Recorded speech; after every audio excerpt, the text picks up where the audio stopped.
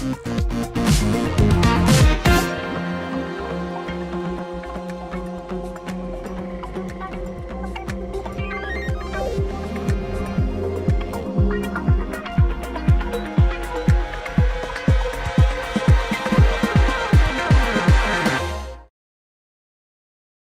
right. Good morning, everybody. Welcome to the party. Today is Friday, September 19th, 2025. This is episode 970. I say questioning. Hold on. It's the title is so long that you can't really see it ever in the thing. Hold on one second. Episode 966. I wasn't even close. Episode 966 of your Simply Cyber Daily Cyber Threat Brief podcast. It is a Friday, so I feel good. Quick little shout out to Gorillas, amazing band, amazing music, love their stuff. Guys, I hope you have the energy of Dan Reardon, aka the Haircut Fish today.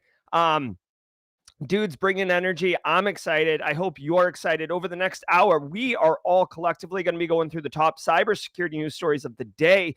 And I'll be doing everything in my power to give you both the headlines, what you need to know now at the surface level, then double clicking down and dipping into my 20 years of experience in the industry to give you insights and value that you wouldn't necessarily get directly from the story. Things that you can infer, things that I can explain and say, oh, this is probably why that happened, or you should have patched it, right? Like whatever it is, my goal here is to mentor at scale, to give you value. Ultimately, I want you to look like a rock star to your boss today, and I want you to have the ability to choose a new boss if you want tomorrow, being the CEO of you.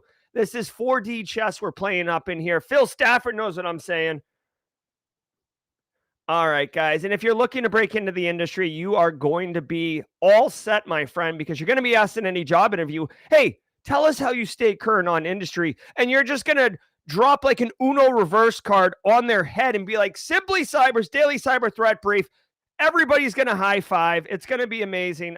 Absolutely. I'm being playful, but seriously, this show is an answer to that question. But you have to engage. You can't just have it running in the background and count it as there. The work has to be done. There are no shortcuts on the path to a cyber career. All right. So we got you all sorted out right now. I'm super pumped. Got a great show for you.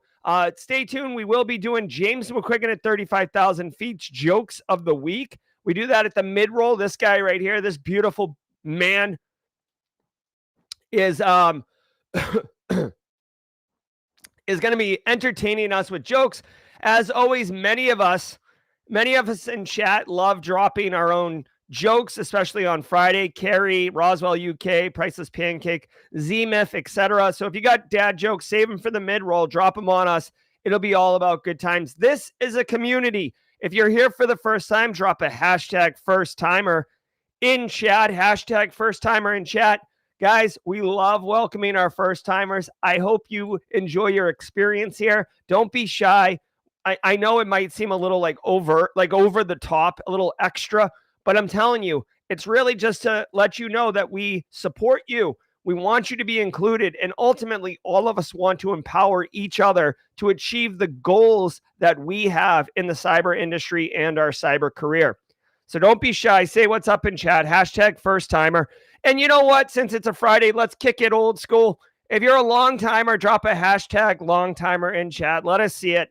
It's always great to see so many familiar friends on the reg here in chat. Every single episode is worth half a CPE. So say what's up in chat. It's an hour-long show, so you might be like, I think it's a 1 CPE. Well, we have some fun. We do some jokes. We do some lighthearted games and stuff. So just to make it easy, we say half a CPE. I also want to let everyone know, stay tuned, because at the end of the show today, we're going to be doing Jaw Jacking, which is a separate program designed to give you mentorship. Basically, we'll have a panel, which is awesome on Fridays. We have a panel of professionals, like 100 plus years of cyber experience collectively, able to answer all your questions. It's free. You know, there's a lot of these like friggin' hucksters out there selling, professional coaching for like $3,000. Get the out of here. So we bring it to you piping hot and fresh. A lot of long timers, middle-aged timers in here. I love it. I love the creativity of you all. The olds, Team Old Heads. That's right. Space Tacos. I'm feeling it. Marcus Kyler of the Yeet Crew, as always. What's up, Brandon? Thanks for joining the squad. Enjoy those emotes. All right, guys. Every single episode of the Daily Cyber Threat Brief is sponsored. They enabled me to bring this show to you every single day. I want to say shout out with Con Mucho Gusto to Delete Me. All right, hold on. Where's my Delete Me read? Delete Me's read is long, so I have to print it out. Delete Me makes it easy, quick, and safe to remove your personal data online at a time when surveillance and data breaches are common enough to make everyone vulnerable. It's easier than ever to find personal information about people online. Having your address, phone number, and family members' names hanging out on the internet can have actual consequences in the real world and make everyone vulnerable. Excuse me 1 second. I have to, DJ Bsec is in chat, so I have to impersonate him. Let me go ahead and put some glasses on to read. Let me hold my back. Let me hold my back with my other hand and pop a couple Advil. As someone with an active online presence, privacy is really important to me. I have a wife, I have kids, I have dogs. Guys, I love helping people at scale. I love putting myself out there to be available as a resource, but I also appreciate and enjoy my privacy. I hope you enjoy your privacy too. I'd like to decide who gets to show up at my house, know where I live, know, these elements of my life that I want to choose who gets access, not have someone purchase that access. Take control of your data. Keep your private life private by signing up for Delete Me now at a special discount for our listeners. Get 20% off your Delete Me plan when you go to joindeleteme.com/simplycyber and use promo code. Oh, you guys don't have music? Oh, that sucks. That sucks. I started the show playing Gorilla's Feel Good. You should hear the music now. Dude, that stinks. All right. I always have to change it when I do Simply Cyber Fireside so I don't do the echo. Get 20% off your Delete Me plan when you go to joindeleteme.com/simplycyber. Use promo code simplycyber at checkout. The only way to get 20% off is go to joindeleteme.com/simplycyber. Enter code simplycyber at checkout. That's joindeleteme.com/simplycyber. Code simplycyber at checkout. Thank you very much. As always, anti-siphon training, guys. Anti-siphon training is disrupting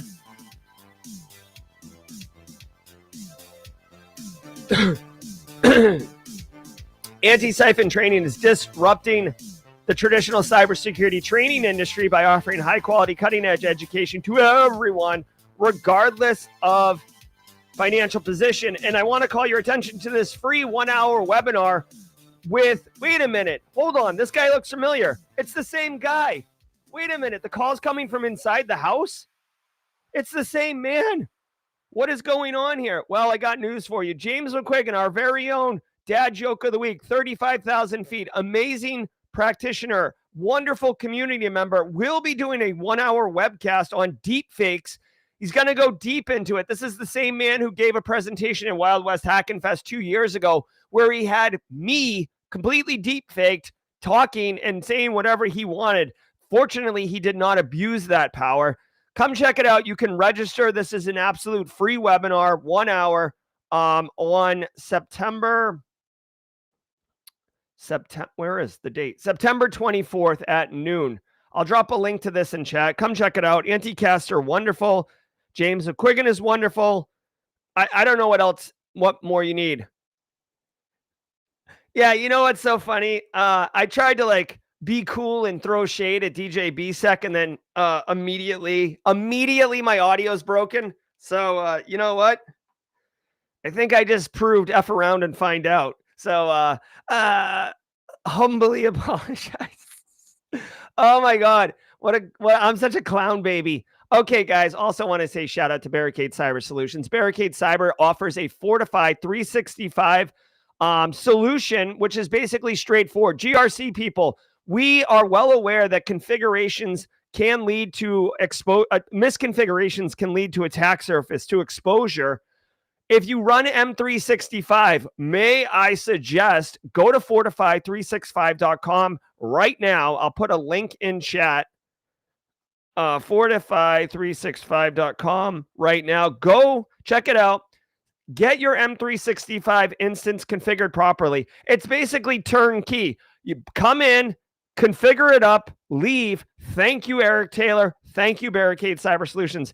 Guys, I'm telling you, it is so much like the thing is, we say this all the time. It's so much easier to secure further, like shift left. The further left you go, left in design, left in the cybersecurity framework, if you can fix it before there's a breach, hello, that's a best practice. So giddy up on that. Fortify365.com today. That's what you want. All right, we're going to just hear from ThreatLocker really quick. I'm going to be in chat. Then I'm going to play the Gorillas Feel Good because it does set the tone for the day. Copyright strike be damn. We're all in on this. Let's go. I want to give some love to the Daily Cyber Threat Brief sponsor, ThreatLocker. Do zero-day exploits and supply chain attacks keep you up at night? Well, worry no more. You can harden your security with ThreatLocker. Worldwide, companies like JetBlue trust ThreatLocker to secure their data and keep their business operations flying high. ThreatLocker takes a deny-by-default approach to cybersecurity and provides a full audit of every action allowed or blocked for risk management and compliance. Onboarding and operation is fully supported by their US-based Cyber Heroes support team. Get a free 30-day trial and learn more about how ThreatLocker can help prevent ransomware and ensure compliance. Visit threatlocker.com/dailycyber.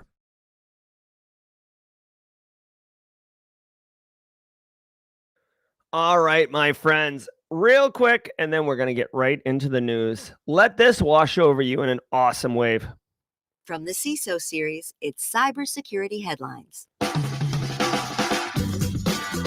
These are the cybersecurity headlines for Friday, September 19th, 2025. I'm Steve Prentice. Google patches 6th Chrome zero-day exploited in attacks this year.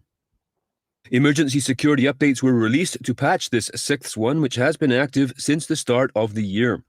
The zero-day vulnerability in question has a CVE number and has been described as a type confusion issue in the V8 JavaScript and WebAssembly engine. The company did not specify whether this security flaw is still being actively abused in the wild, but stated that it has a, quote, public exploit, end quote, a common indicator of active exploitation. This is according to reporting from Google's threat analysis group on Tuesday. All right. Microsoft. So a couple things here. Number one, guys, as we become more, sassy. Oh, stop, you sassy. No, as we start using more SaaS-based applications, dude, vibe coding is just releasing web apps left, right, and center. The web browser, protecting the web browser is becoming as important as protecting the operating system because the web browser is turning into like that main interface to the internet. No surprise. So keeping your browser patched, you gotta patch it, is super valuable. Okay, so best practice, if you're doing centralized IT management, just forcing those patches is fine. The need to use a browser is so mission critical that if you force an end user to patch it or they have to reboot or whatever, they're gonna do it because the juice is worth the squeeze. They're not gonna be able to really function unless they're able to use that browser. Now, the Chrome zero-day is out there with an active working exploit. Now, all right, so basically patch it. That's the story here. Now, let me give you beneath the headlines. If you, from my vulnerability management people, which is a division of the GRC mafia, vulnerabilities, yes, they are bad. But as I always say, a vulnerability is just like an unlocked door, right? It doesn't mean someone has entered your home. It just means that they can enter your home.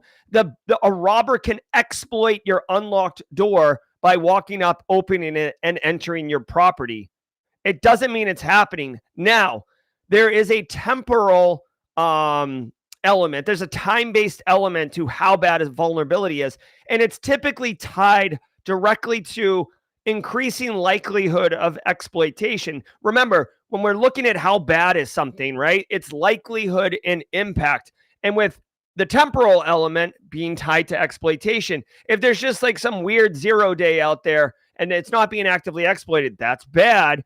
If there is a POC or proof of concept, that's worse. And then if there's an active working downloadable, turnkey point and fire exploit, that's the worst. Okay. This one has that. Now, the good thing is between the time of the release and the working exploit, the patch has come out. Okay.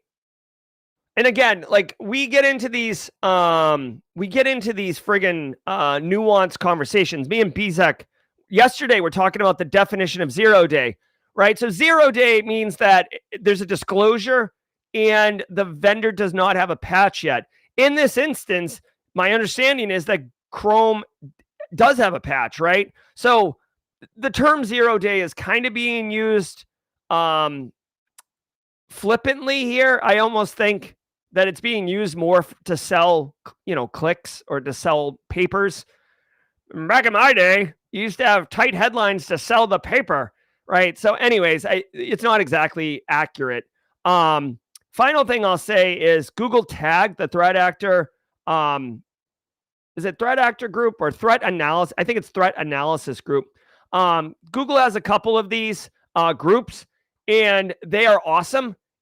It's kind of like CISA's known exploited vulnerability catalog, where they call out vulnerabilities because there's so many vulnerabilities. They call out the ones that you really need to bring your attention to. Specifically, they'll flag ones that are targeting government-sponsored threat act, being targeted for exploitation by nation-state threat actors, i.e., well-funded, highly sophisticated, et cetera, et cetera. Or targeting high value people like, CEO of Google or something like that. Yeah, basically, here's the TLDR. If you're running it, make sure you're on version 140.7339.186. Really just rolls off the tongue. Although, you know what I will tell you? I do appreciate that they use numbering conventions. I am not a fan of, make sure you update to Kit Kat version. Make sure you update to ice cream, chocolate bar. Like, get out of here. Like, I hated that Android did that. And by the way, I get it. Here's a little curmudgeon-y hot take. Like, I get that it's cute to name like your infrastructure like fun things, like, your operating system builds after desserts, or your file server is called Homer, and your media server is called Marge, and your web server is called Bart. Like, oh, that's so cute. We love The Simpsons here. Whee! You know what that is not great for? Bringing on new people, like mergers, acquisitions, having clear communication about risk. Like, oh my God, executive. It looks like Bart's being actively exploited. What does that mean? Like, what do I do with that? Oh, it's the web server. Okay. So all you're doing is introducing friction and like waste of time as you translate between your cute infrastructure naming convention and actually what matters. Okay. I'm sorry. This is a hot button topic for me. Plus, I feel like, I don't know. It's like, oh, could someone tell me what BART is? I don't know. To force install the Microsoft 365 Copilot app in October. This installation will occur on Windows devices that are outside the European Economic Area and that have the Microsoft 365 desktop client apps. The company is, quote, advising admins to notify their organization's help desk teams and users before the app is forcibly installed on their devices to reduce confusion and support requests, end quote. The app will be added to the Windows Start menu and will be enabled by default. Admins will be able to opt out in the app's admin center. Two more. All right, there we go. All right. So I feel like 1997 called. And if you guys aren't old, all right, and I'm not calling you old space tacos, but like, you always vibe with me on these things. DJ Besek, Phil Stafford, Marcus Kyler.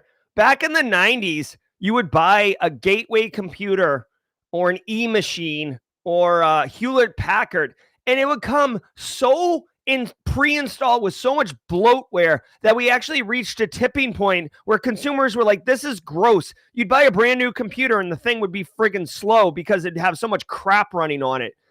It was the best of times. It was the worst of times. It was the age of capitalism and selling access to installing things on pre-installed operating systems. Okay. Microsoft's kind of taken a page from this. If you've logged into M365 recently, they like force redirect you into a Copilot interface. Like in order for me to get to like Outlook or OneDrive, I have to do like 3 or 4 clicks. And now they're putting Microsoft 365 Copilot on Windows devices. Not to be confused with Windows mobile phone. I guess that will not be included. Neither will Zune. I'll go ahead and Google that. Whatever. I don't know why I'm upset. I'm upset. I feel like this is like bloatware, but at the same time, oddly enough, Google has changed Google search. So when you search, Gemini results come up first. And I didn't get upset about that. I actually felt like it was a better experience. I don't know. I don't feel the adoption of Copilot very well. Like I literally don't use it. I bypass it, but they're going to start including it automatically in like Windows builds. I've predicted that there'll be a key on your keyboard. You know, they have the Windows key on your keyboard. They're going to have a Copilot key at some point. That's a prediction. Take it to the bank. So it makes sense, dude. Microsoft, right now we're in the AI wars, okay? There was the Cola wars, Pepsi Coke. There was the browser wars, Netscape and Internet Explorer. And now, in my opinion, we're in the AI wars. Meta is investing so much money. Like going and being an AI engineer at Meta is like winning a lottery ticket as far as like what your salary looks like. They're poaching people from like OpenAI. Microsoft just acquired Claude, I think, right? Isn't that right? Or Microsoft has like a $49 billion stake in OpenAI and just acquired Claude in some capacity. It's bananas what's going on right now, but we are, in my opinion, in the AI wars. So TLDR, as a CISO, I know that people are using AI all over the place, like trying to hold that back is like trying to hold the ocean. You're just not going to do it. But expect a lot of sprawl. Expect GRC Mafia. You might want to go buy a nice bottle of bourbon and just get crunk tonight because the inevitable spill and inevitable disregard for data governance is coming like a freight train. And we are going to have to clean that up, at some point here because people are just going to be putting everything in these AI agents, whether it's Office 365 Copilot or not. All right. So that's the deal. Hey, at least it's not Microsoft recall. Am I right? Scattered spider teen suspects arrested. These individuals have been arrested in relation to the Transport for London (TfL) cyber attack that occurred in September of last year. The 2 individuals, aged 18 and 19, faced charges under the Computer Misuse Act, and Britain's National Crime Agency also stated that the elder of the 2 may also have been involved in attempted attacks against U.S. healthcare companies SSM Healthcare Corporation and Sutter Health. ChatGPT targeted in server-side data. Wait, hold on. I'm talking to DJ BSEC about the word crunk. Is crunk still cool? Like, is crunk a word still? If you're under the age of 25, have you heard the word crunk before? I need to know. All right. Hey, guess what? Teenagers arrested. Regulators, mount up. Yes, sir. Yes, sir. Hey, you know what? If you like, I guess like this is a Dare commercial. Do the crime, do the time. We knew that Scattered Spider, Lapsus, and Shiny Hunters. I'm not so sure about Shiny Hunters in the age of those individuals, but I would suspect since they've kind of formed a loose affiliation, that they are also young since they'd be vibing with each other. Trixa Horner going directly to the source, asking her teen if crunk is a thing. The answer is no. Gary Sturgia. Gary, come on, man. No, Crunk isn't popular anymore. All right. Damn. Kyle says it's geriatric vocab now. Okay. I'll work on it. I'll finna work on it, huh? You see what I did there? Dude, when my son, by the way, my 13-year-old's reached the age where when I say things like that, he rolls his eyes. It's delicious. Okay, dude, these teenagers, honestly, I don't care if you're a teenager or if you're a 50-year-old. If you're committing cybercrime and damaging businesses and communities, it's not okay, all right?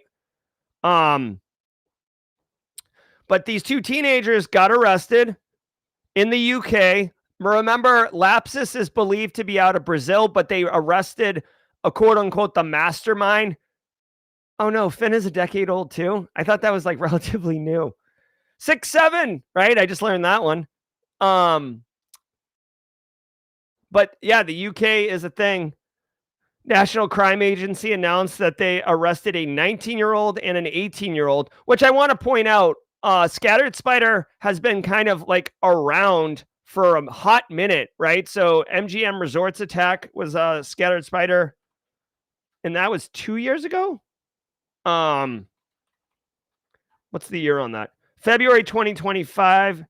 No, September 2023. So like a full 2 years ago. So technically, if these criminals were involved with that attack, they would have been 17 and 16 years old. They were literally at home on their like lunch break. I don't even know if this 18-year-old's in high school, but like at lunchtime. And they're going to charge them. I would imagine that these two individuals are going to be tried as adults, and they are going to be made a public spectacle. Right now in the UK, Marks and Spencer, and I know I got that wrong, got like co-op, major retailers got hit. And there was another story just recently. UK people, help me out. There was another major cyber attack, like not just a run-of-the-mill one, but like a really big one. Also last year, Klopp ransomware took down like a water municipality.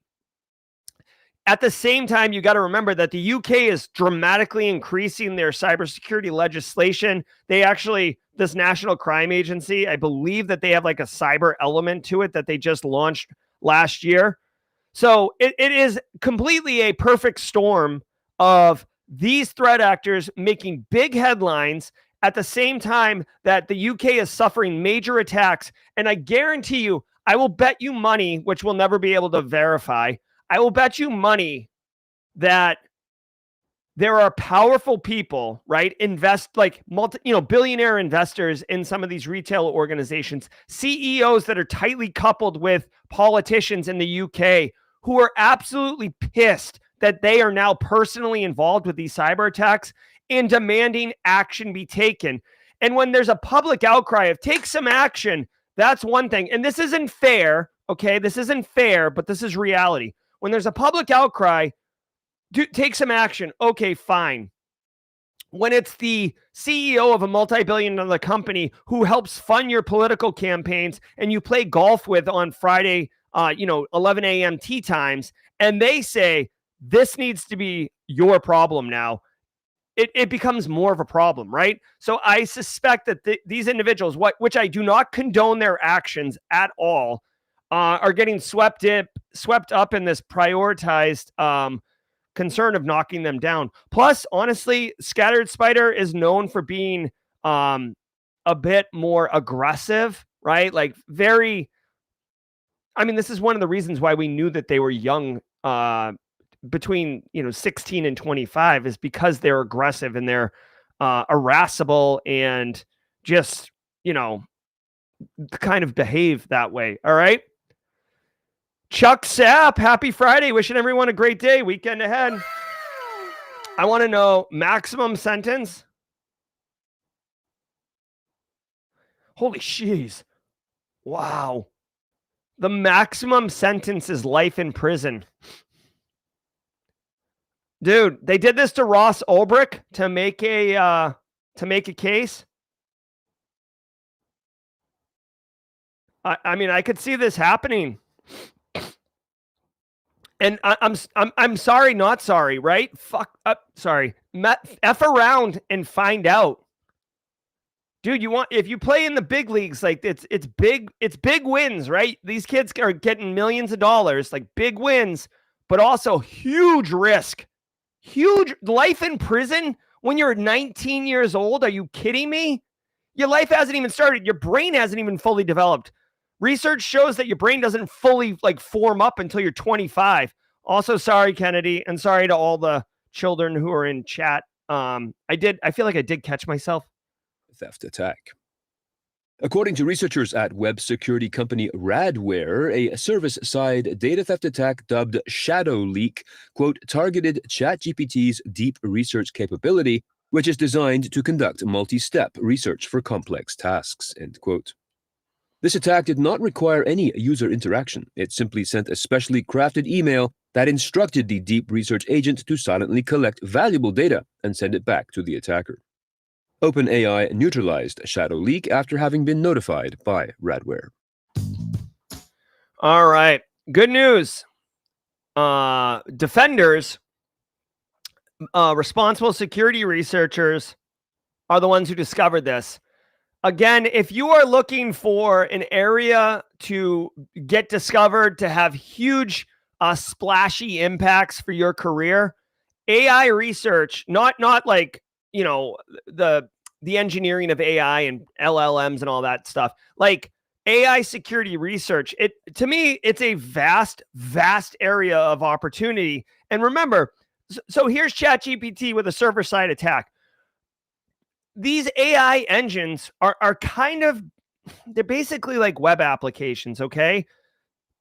They're nuanced and they're specific, but if you just kind of look at them like at the surface level, they are web apps, which means all of the 20 plus years of industry experience on security research, best practices, bug bounty hunting methodologies, all of those apply here. And because we're in the AI wars, by the way, let me know if anyone's ever heard the term AI wars. I feel like I want to take credit for that. Like I don't think anyone's, I don't know. I feel like I haven't heard someone say that, but I feel like that's what's happening. Because it's the AI wars, it's a lot of move fast, break things, first to market, get all these things. There's a lot of unknowns with the AI, so there's a wide area of opportunity to discover 0 days or vulnerabilities and responsibly disclose them. I don't know if OpenAI, Copilot, Gemini, Claude, I don't know if they're offering bug bounty programs where you can get straight cash, homie. Straight cash, homie. If you discover these things. But at a minimum, you know what's worth more than money? I mean, like, obviously, a lot of money is worth a lot. But Radware is getting front page news about their discovery. This is like, dude, this is way better than paying for like a news release or a PR piece about Radware and what they do. All right. So we've got confirmation here from Justin Gold, who's going deep into the Wayback Machine. AI Wars was being thrown around in February of 2025. Harvard Business School. Okay. I am not special. All right. The good news is ChatGPT already fixed this, or OpenAI fixed this, so it's not even an issue. For me, the TLDR here is obviously you should be using AI and getting into it, but don't sleep on research. Phil Stafford definitely knows what's cracking. Also, I want to tell you OWASP AI Top 10. If you're interested, OWASP has done this where they have kind of a framework that you can use to approach it. Inside of the Simply Cyber Discord server, we have an AI ML channel. John V is kind of the ambassador of that channel. Phil Stafford, certainly well educated in the AI space. Many of us dabbling in AI. So if the AI thing is where you want to go, definitely take advantage of these resources, these individuals. Not necessarily take advantage of them, but like that they are interested in mentoring. So engage with them. All right, let's cook. Huge thanks to our sponsor, Drata. Leading security teams trust SafeBase by Drata to turn trust into a growth engine. Their enterprise-grade Trust Center puts your security posture in one secure, customer-facing portal, giving buyers instant visibility into your company's continuous controls, certifications, and policies. With AI-powered questionnaire assistance, blast through inbound security questionnaires in minutes instead of days, automate cross-functional workflows, and eliminate friction. That means less manual work and faster deal cycles. Win with trust. Learn more at safebase.io. That is SAFEBASE.io. All right. What? Hold on. Give me 1 second. It's the mid-roll. Let's do this.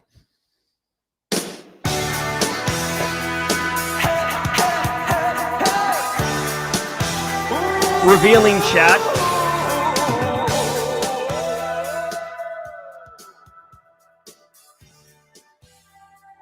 Yes, Daniel Lowry, Super Intelligence would make a great album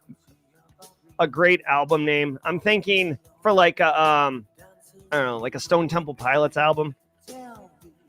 Maybe a 9-Inch Nails. All right, guys. Hey, thank you all so very much for being here. I appreciate you. It is a Friday, so we're feeling ourselves. Shout out to Barricade Cyber, Delete Me, Anti-Siphon, and ThreatLocker for the sponsorship. Definitely goes a long way to helping support the show. We do the community member of the week. We do the Meta CTF. Congratulations. Last night was the Meta CTF, the monthly contest that we run. And we had some winners. I don't have it directly in front of me. Poner Joe, but helps run that. And I think Zemif won it, right? Zemif, did you win it? Let me know in chat. I know he's here right now. I think Zemif won it yesterday. So I got to tell you guys, it is phenomenal to be able to do this, give back to the community while also keeping the lights on here. So thank you, thank you, thank you. Every single day of the week has a special segment, and Fridays is James McQuiggan Joke of the Week. I got to tell you really quick as an aside, I have an iPhone and the wallpaper, I don't know how I configured this, but the wallpaper changes every time I pick my phone up. It's like a different picture from my phone. And every time, like right now, it's a picture of my wife and the dogs. And I just love it. I love my wife, man. She makes me feel so good. So James McQuiggan at 35,000 feet, bringing the jokes. Get ready to either groan or tickle your ribs. Here we go. Why do lawyers never make the coffee? Why do lawyers never make the coffee? Is it because they're too hotty-toddy? No. It's because there's always insufficient grounds. There's always insufficient grounds. Lawyers will not make coffee. All right. Next one. What sushi restaurant caters to lawyers? Oh, my God. I don't know if you guys know this one.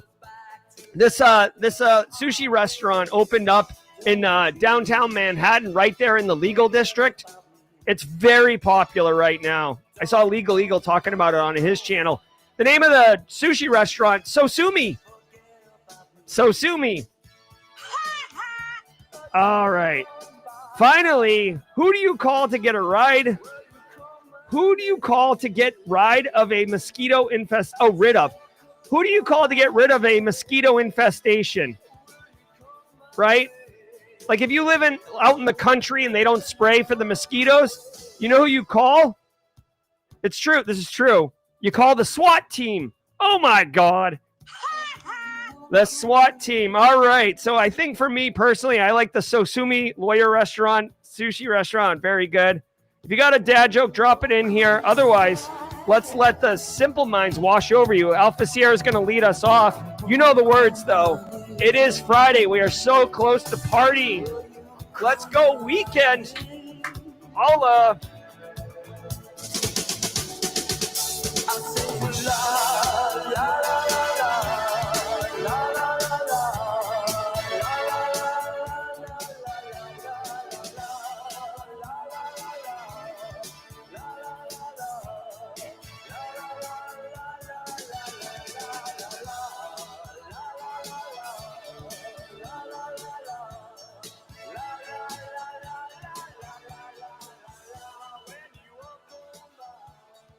All right. So good.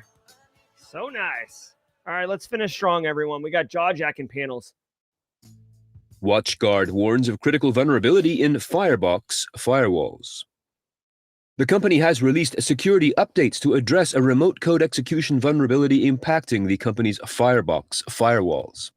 The CVE numbered flaw is a critical security flaw caused by an out-of-bounds write weakness that can allow attackers to execute malicious code remotely on vulnerable devices following successful exploitation. It affects firewalls running Fireware OS 11.x and some in the 12 series. While Firebox firewalls are only vulnerable to attacks if they are configured to use a specific VPN, WatchGuard said that they, quote, may still be at risk of compromise if a branch office VPN to a static gateway peer is still configured, end quote. All right. I haven't heard of Firebox. Has anyone heard of Firebox before? Let me see this really quickly. Okay. So we Google it and it's a portable stove. So I don't know if that's exactly got a 0 day on it. This is how unpopular Firebox is, at least in my world. Firebox. Okay, so Firebox, I don't know, technology. I don't know if it's a firewall or not. WatchGuard. Okay, cool. WatchGuard. Let's see what it is. Anybody use this thing? Anybody used Firebox? All right. Well, first of all, I do like the branding. It is always cool when you go into a data center and, all the servers kind of look the same. And then you got like the Google one that looked like Swiss cheese, or the Gigamon one that looks really cool. I do like it when vendors go that extra step to like visually brand their appliances. I don't know. Where do you stand on that? You guys like it when they do that, or you don't like that? All right. So let's look at this thing. It looks like it's basically hardware firewalls. Okay. Of course, they're not going to. Oh, they do everything. EDR, AV, MFA, whatever. They're definitely not going to have the prices on the website, which sucks. I would like to know how much these things cost. All right, now that we've established what it is, if you, take a quick walk through your data center. The nice thing is you don't have to ask IT if you have these appliances. You can just like literally do a quick scan of the data center and see them, which is a nice bonus. All right, so here's the deal. If you're running WatchGuard, okay, Daniel Lowry says, yep, you can use Shodan to search for this, for these devices internet facing, which is definitely true. I don't know if Shodan will tell you, but sometimes on Shodan, it'll fingerprint the operating system version. So if you're running anything pre 12.3.1, if you're running anything 12.3.1, you are vulnerable.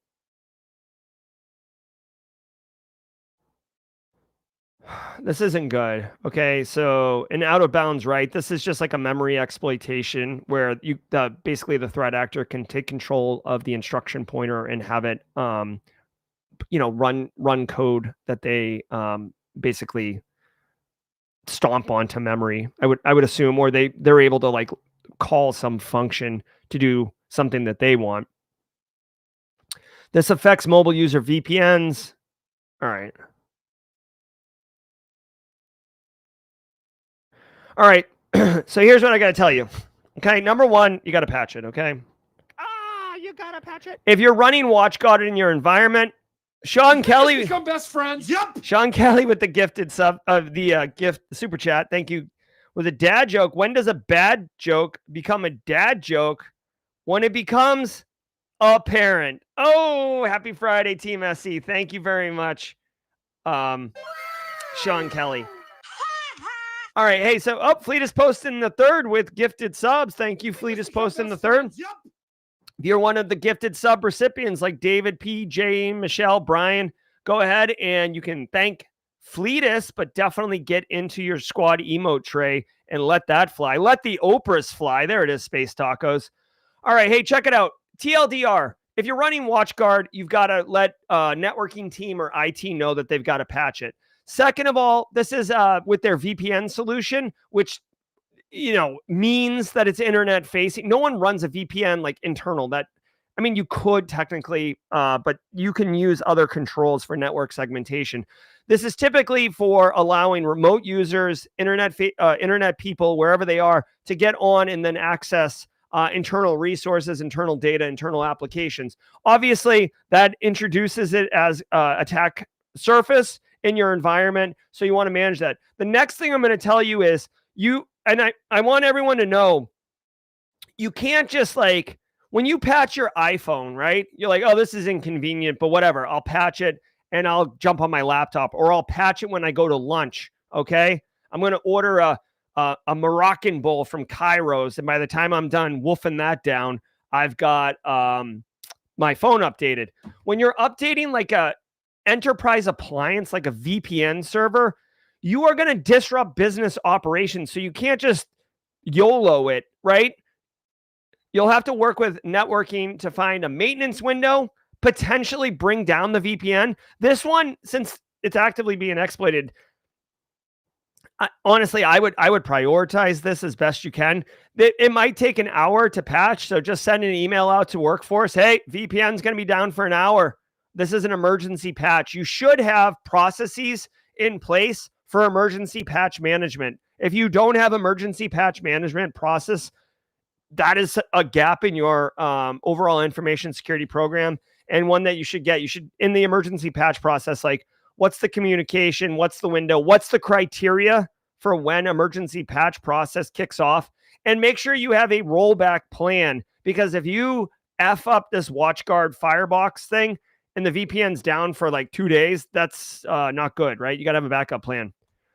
Wow. Everybody dropping jokes. Nerdpocalypse. Why did the Scarecrow win an award? Because he was outstanding in his field. Ransomware versatility grows through multi-version malware loader. Researchers at Silent Push have identified a new malware loader called Count Loader, being used by Russian ransomware gangs to deliver tools like Cobalt Strike, Adaptix C2, and the Pure HVNC Rat. The researchers say it is deployed, quote, either by initial access brokers or ransomware affiliates linked to Lockbit, Black Basta, and Chilin. The malware exists in 3 forms, .NET, PowerShell, and JavaScript, and has been seen in phishing campaigns targeting Ukrainians with fake PDFs impersonating the national police of Ukraine. Cloudflare explains... Yeah, that's what's going to happen, okay? We do have a graphic here that's not loading.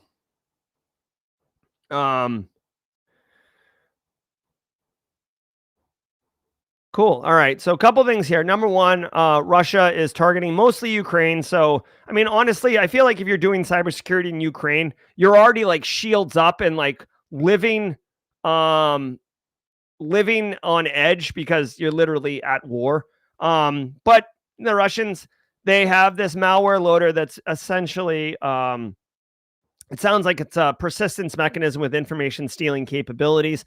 One interesting thing is that they have multiple versions of it, i.e. it can run on different systems effectively. So a .NET version versus the other versions they had.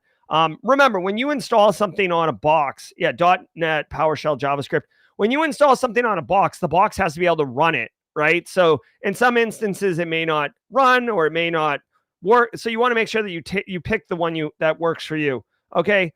Next thing, the initial infection, PDF-based phishing email looking like the National Police of Ukraine.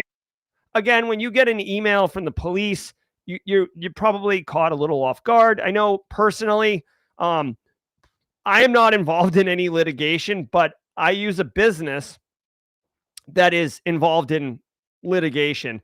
And I got an official letter from one side's lawyers about not deleting it. Basically, they want to not have me not delete any emails, and they want to inform me that I shouldn't delete any emails to destroy evidence or whatever. But I will tell you, when I got that letter, it felt very real, it was a real letter, but very official, very this has my attention. I don't want to F around with this one. So, you get a letter from the police, right? That's whoa,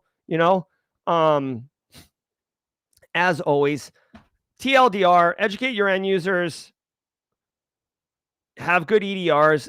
They do mention that some victims are being targeted through initial access brokers. So like you don't even have to fall for the PDF lure because they can just log in as you and then potentially install something. But this could be weaponized in a different way. And I want to bring this one up. I don't see this all the time, but it's worth noting. If I get access to Daniel Lowry's email, okay, through an initial access broker, I can jump in Daniel Lowry's email and then send Kathy Chambers an email as Daniel Lowry. Now I know that they have a good relationship, which means Kathy's more likely to not question the email coming from Daniel Lowry, right? So sometimes like they'll chain these things together in order to gain trust, have people have their guards down, right? So if you receive an email from like Zelda@link.co, you're like, who the hell is this? Right? Obviously Legend of Zelda, but if it's like from a friend, like DJ Bsec sends me an email, I'm like, oh, what's he got going on here? So just know that that's a thing. Anyways, EDR solutions are great here. The final thing I want to point out, and this is I love this. It's scary, but I love it. They talk about lol bins right here, LOL bins. Now, you might be thinking like that's a joke, like, oh, that's hilarious, LOL, right? Do kids still say LOL, or is that deprecated too? God damn. I don't know. I just learned Sendy, like that thing. But LOL bins, if you try to run some custom malware on a box, it might not work. But if you run a bits admin or cert util or calculator or notepad, if you run apps that are known already that come pre-installed on Windows operating system, Windows is going to love it. And this is actually like an entire dimension of offensive security where they weaponize, approved valid binaries that install on operating systems for malicious purposes, right? And you can see them all over here, right? For example, eSent util. I don't know what this does. There's a very valid reason for it, but you can also use it to download a second stage payload. Event viewer. You can use that for UAC bypass, user access control. No big deal. You guys know Explorer, the file explorer? You can use that to detonate a binary that you controlled, right? So this is LOL bins. This is a well-documented, well-known in the industry. This is one of those resources that if you didn't know about it, you should know about it. And I'm very, very happy that you're here today to learn about it. Self-own in September 12th outage. Following up on this Cloudflare outage, the company has now admitted that a coding error using a React use effect hook caused the outage for the platform's dashboard and many of its APIs. The outage lasted for over an hour and was, quote, triggered by a bug in the dashboard, which caused repeated unnecessary calls to the tenant service API, and one of the dependencies was recreated on every state or prop change, end quote. The consequence was that the hook ran repeatedly during a single render of the dashboard when it was only intended to run once. The function ran so often that the API was overloaded, causing the outage. According to The Register, this caused the company to DDoS itself. Google. All right. Oh gosh. Okay. So, hey, you know what? Sometimes it's not malicious. Sometimes it's not intentional. This makes me think, I just asked, I don't know how to pull it up really quickly, but there's like a really famous meme that people use. They throw it around where it'll be like, they'll put CISO on the guy on the left who's wearing like a bulletproof vest, and he gives the gun to the CIO or the CEO or whatever and asks him to shoot him, and the guy shoots him and it like blows him back. This is what makes me think of it. A developer made a mistake, guys. These systems are complicated. Yes, 100%. I don't know if this is a junior engineer. Hey, senior engineers make mistakes too. You know, I'd like to just point out that I've done almost 1,000 episodes of Daily Cyber Threat Brief, and I started the show with my audio mistakenly broken. So, all right, so it happens. Well, this isn't what I was thinking of, but this one will work. There we go. Oh my God, it loads as a like trying to download it. Anyways, yeah, guys, basically here's the deal. Whenever you're committing changes to production, you got to be, well, let me tell you two things. One, when you are doing software development and introducing code changes, you really, a best practice, which I'm sure Cloudflare had, is to have 3 environments: a development environment, a test environment, and a production environment. This is a standard practice in software engineering, especially in like a DevOps era. Okay, let's get a visual on this. I'm sure there's a visual somewhere on the internet. There we go. This one's even fancier, 3D. You know, I do like a good visual. All right, so developers doing development, they submit code into a repo. DevOps runs it in a test environment where they find out, does it break anything? Does it cause any problems? Then it says pre-production, but that's basically, oh, I'm sorry. This is the dev environment, the test environment. You don't know, I don't always see this pre-prod environment. Usually it's just production. You modern software developers who are in chat, let me know if this is the new standard, and I'll start saying it this way. Instead of 3 environments, it's 4 environments. But the TLDR here is that you're not supposed to end up in this situation because you figure this out in the testing phase. Now, so if you're putting code commits directly into production, that's a horrible software engineering practice. But what I do want to say is sometimes you can't recreate production. Sometimes you can't recreate the load that's put on the production system in dev or test. So sometimes these changes, the problems that occur with them don't crop up. I'll give you a perfect example. Like that CrowdStroke problem. I have to imagine that they didn't just push that to prod and see what happened. I feel like they had to have done some testing, maybe very limited testing. But, you know, that's one of those instances. BGP updates to network. You can't really test a BGP update because there isn't like a dev test internet that you can dink around with. Okay, so some things, it happens. Anyways, Cloudflare, it's not a good look for them because honestly, they sell denial of service protection services. So for them to denial of service attack themselves is kind of meta. Huge new UK data center comes with large carbon footprint. A topic we don't talk much about in the worlds of cybersecurity and data, but one that still exists is the amount of CO2 that data centers produce, a number destined to increase significantly as AI becomes more ubiquitous. This issue came back to light this week with the announcement of a new Google data center in the English county of Essex. It is, quote, expected to emit more than 500,000 tons of carbon dioxide a year, equivalent to about 500 short-haul flights per week. This according to planning documents. Named the Thurrock Hyperscale Data Center, it will cover 128 acres and will be just one of many huge computer and AI power plants if it secures planning consent from the government. If you want to help make some great content for the CISO... All right, so this is like one of those... I guess things that isn't really talked about. AI is super cool, right? Everybody's using AI. Like you can't go to a cybersecurity conference without AI being smashed into your face. I mean, I'm looking to do a cybersecurity awareness. What's the word I'm looking for? Collaboration with a large, well-known vendor. And I've pitched them that we should make the whole thing cybersecurity awareness in the age of AI. Like that's how all in your face AI is. But there are costs associated with it that no one's talking about. Number one is just the sheer power consumption. I know Phil Stafford has screamed about this off of mountaintop. The sheer power consumption is insane. The damage to the environment of the amount of like CO2 being dumped out is a problem. Honestly, the reality is, if I had to guess, okay, number one, as I mentioned earlier, we're in the AI wars. By the way, tinfoil hat, everybody, because this isn't even a cyber story at all. This is not a cyber story. So I'm not going to give you any cyber value goodness from this one, but I will give you a hot take. Let me just Jerry guy this thing really quickly.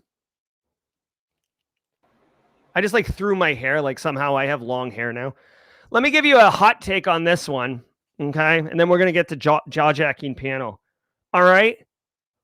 I feel like this is like homelessness, frankly, where it's like, oh, like, I don't see it. It's not my problem. Like, no. Let's pave a forest in the UK and build up this like power plant to power AI. Long as it's not in my backyard, that's fine with me. Like, hey, you solve the problem. Long as it's not in my backyard, that's fine. They're making so much money off of AI. Like, dude, like I told you earlier, Meta is paying lottery winning size checks to engineers to quit their job at OpenAI and come work at Meta. It's bananas the amount. Like, dude, last time I checked, OpenAI's market value is like $100-something billion. Hold on, OpenAI market value. Let's just check this out. $500 billion. That's stupid. $500 billion, dude. That's like in the top 10 for like countries' GDP.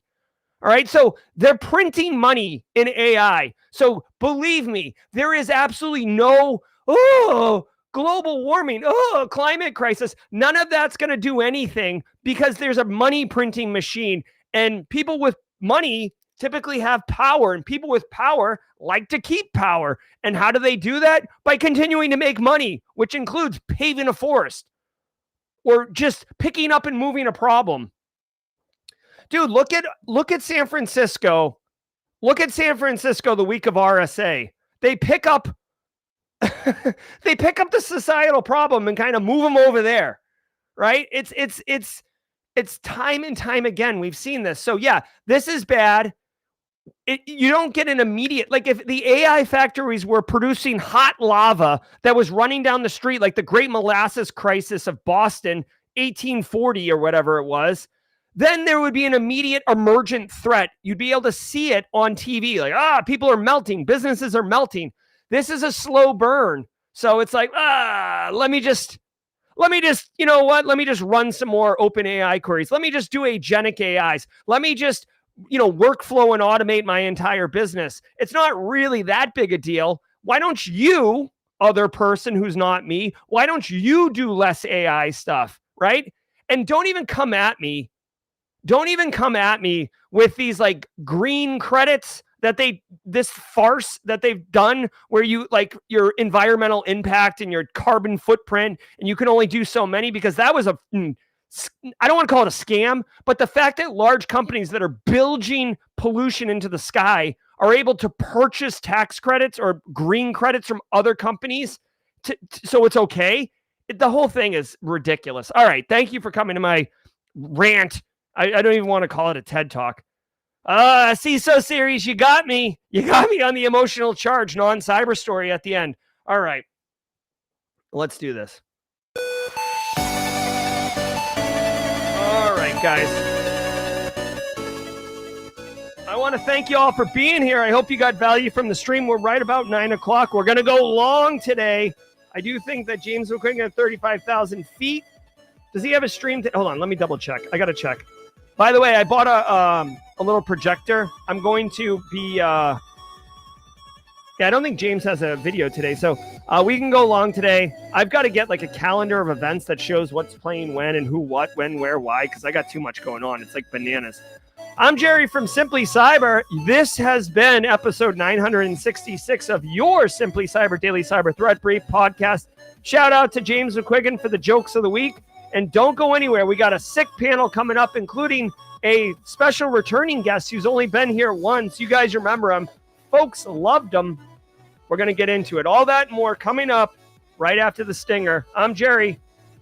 Till next time, stay secure. Oh, I'm going to play Simply CyberCon is coming up. We're going to add that stinger and then do jaw jacking. One day of training, one day of cyber excellence. Here's what's on tap for Simply CyberCon 2025. Level up OSINT. Turn open sources into actionable intelligence. Michelle Kahn shows you how to gather, analyze, and leverage public info for SOC, threat hunting, pen testing, and incident response, packed with real-world value. GRC Cyber Resilience. Time to get your NIST on. Steve and Michael guide you through the cybersecurity framework, helping you build hands-on skills and the mindset to drive cyber resilience and safeguard critical digital assets. Detection Engineering 101. Blue Teamers, don't sleep on this. Hayden Covington puts you in the role of a detection engineer inside a live sim, building and testing custom detections so you can hit the ground running. Offensive tooling foundations. Data is everywhere, and so are attackers. Chris Trainer shows you the hacker tools security pros use with hands-on exercises to practice safely, effectively, and ethically.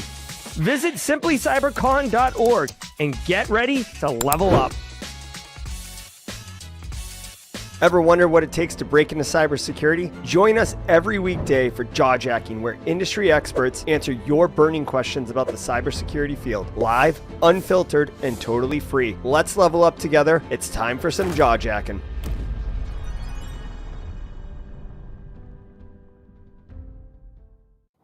All right, what's up, everybody? Welcome to Jawjacking. It is an AMA panel. The rules are simple. You have a question you want an answer to, put it in chat with a Q in the front of it. It will tell me that it is a question.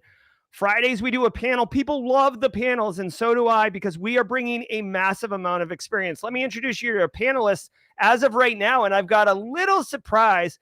We do have a crowd favorite who will be joining us in just a minute. She is getting some coffee. So yes, some female representation on the panel. Can't wait. Daniel Lowry's in the house. Daniel Lowry, how are you, buddy?